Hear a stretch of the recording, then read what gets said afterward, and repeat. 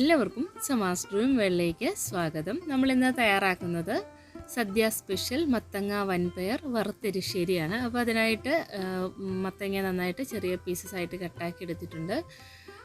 പിന്നെ വൻപയർ നന്നായിട്ട് വെള്ളത്തിൽ കുതിർത്തെടുത്തതാണ്. തലേ ദിവസം തന്നെ വെള്ളത്തിൽ ഇട്ട് വെച്ചതാണിത്. അപ്പോൾ നമുക്കിത് കുതിർത്ത് വെച്ചിട്ടുള്ള വൻപയറെല്ലാം നന്നായിട്ട് തന്നെ ഒന്ന് കഴുകി ഒരു കുക്കറിലേക്ക് ഇട്ട് കൊടുക്കാം.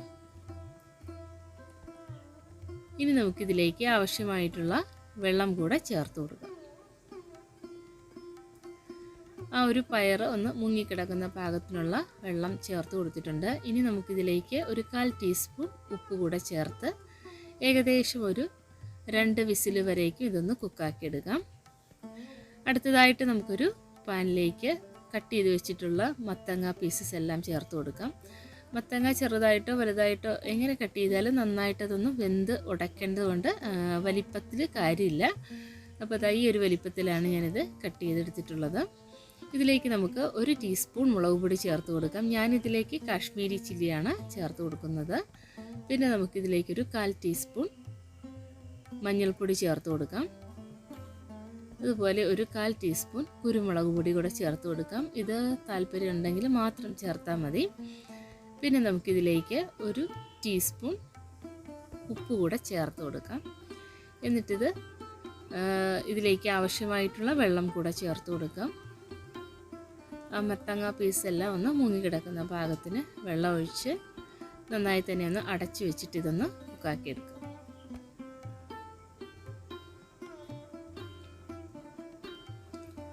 ഇപ്പോൾ ഇതാ നമ്മൾ കുക്ക് ചെയ്ത പയറെല്ലാം നന്നായി തന്നെ കുക്കായി വന്നിട്ടുണ്ട്.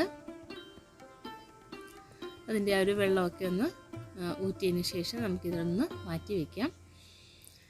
ഇനി നമുക്ക് ഇതിലേക്കുള്ളൊരു അരപ്പ് തയ്യാറാക്കണം. അതിനായിട്ട് ഒരു മിക്സി ജാറിലേക്ക് 1 കപ്പ് തേങ്ങ ചേർത്ത് കൊടുക്കാം.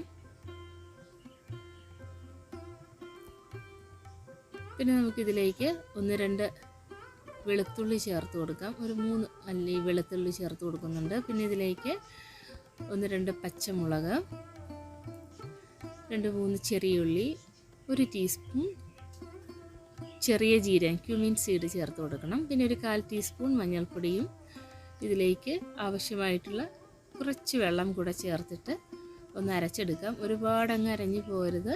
ഒരു മയത്തിൽ നമുക്കിത് അരച്ചെടുക്കാം. ഒരുപാട് ലൂസും അല്ല, ഒരുപാട് കട്ടിയല്ലാത്തൊരു പാകത്തിൽ.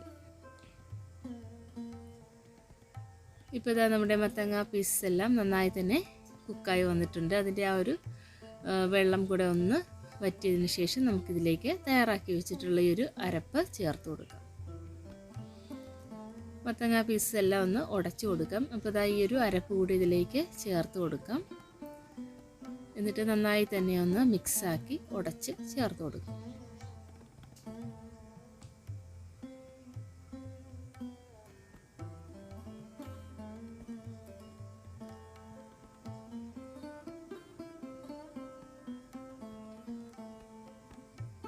ഇനി നമുക്കിതിലേക്ക് കുക്ക് ചെയ്ത് വെച്ചിട്ടുള്ള ഈ ഒരു വൻപയർ കൂടെ ചേർത്ത് കൊടുക്കാം.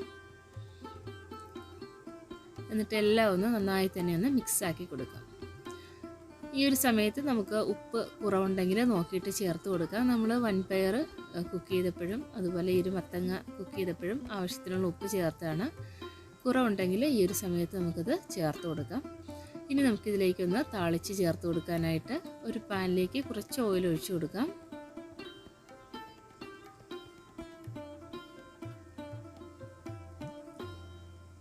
ഓയിലൊന്ന് ചൂടായി വരുമ്പോൾ അതിലേക്കൊരു 1/4 ടീസ്പൂൺ കടുക് ചേർത്ത് പൊട്ടിച്ചു കൊടുക്കാം.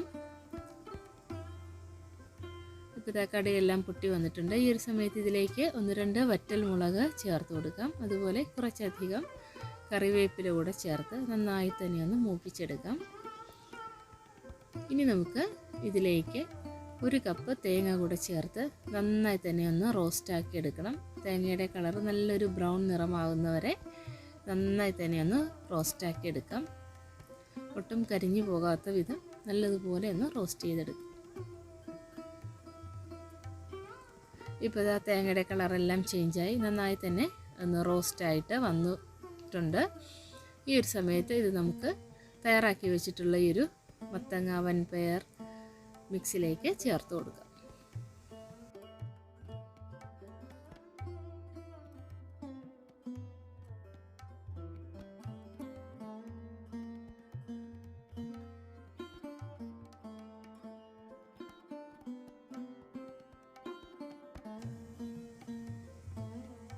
ഇപ്പോൾ ഇതാ താളിപ്പെല്ലാം ചേർത്ത് കൊടുത്തതിന് ശേഷം നമുക്കിനി ഇത് നല്ലതുപോലെ ഒന്ന് മിക്സാക്കി കൂടെ കൊടുക്കാം.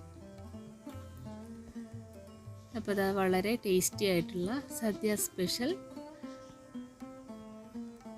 മത്തങ്ങ വൻപയർ വറുത്തെരിശ്ശേരി ഇവിടെ തയ്യാറായിട്ടുണ്ട്. വളരെ എളുപ്പം തയ്യാറാക്കിയെടുക്കാം. നല്ല ഒരു ടേസ്റ്റി ആയിട്ടുള്ളൊരു സദ്യ റെസിപ്പി തന്നെയാണിത്. അപ്പോൾ ഇങ്ങനെ ട്രൈ ചെയ്ത് നോക്കാത്തവരുണ്ടെങ്കിൽ എല്ലാവരും ട്രൈ ചെയ്ത് നോക്കണേ.